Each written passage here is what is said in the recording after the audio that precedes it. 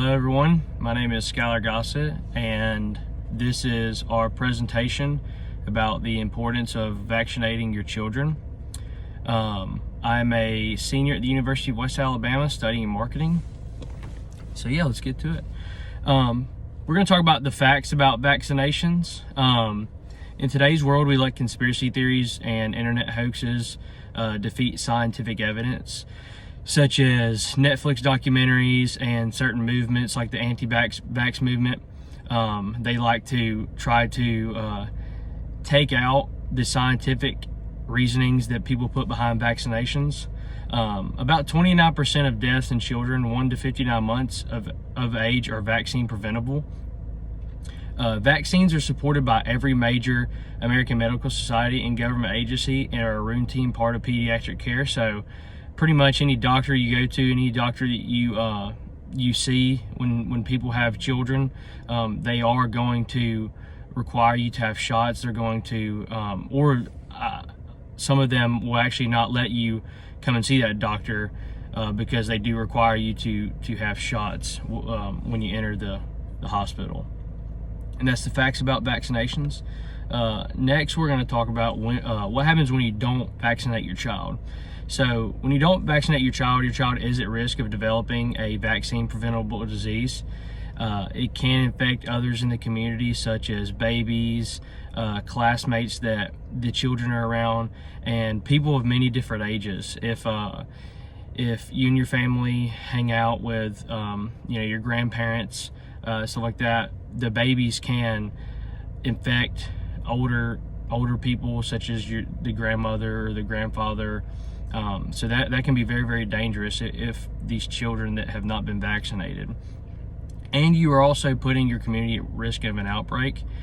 So like I said, if the child goes to school and they give it to a kid, if they give polio or the measles or something like that to a kid, that kid can go to his house, give it to his parents, the parents go to their work and give it to someone. So it can just cause a serious outbreak, and that's why it is very, very important to vaccinate your children. There's a lot of things that are at risk.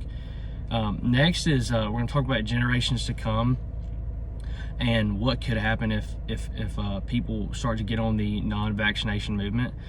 Without vaccines, epidemics of vaccine preventable diseases such as polio, measles, and meningitis would return and cause an outbreak like we're dealing with today, the coronavirus. I know that the virus isn't because someone didn't get vaccinated. We don't know what it's because of, but we're definitely dealing with an outbreak, and you see how bad that can get and how hectic an outbreak can get. Before the measles vaccine in 1963, it killed approximately 400 to 500 American children every year. And then once they created the measles vaccine, no one for about 20 years in the United States had it.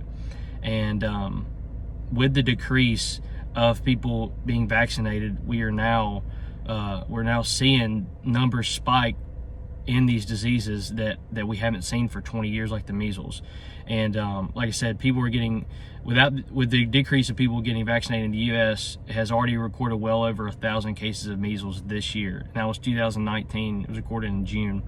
And like I said, when that vaccine came out in 1963, 1964, the vaccine healed a bunch of people when no one had it for like 20 years.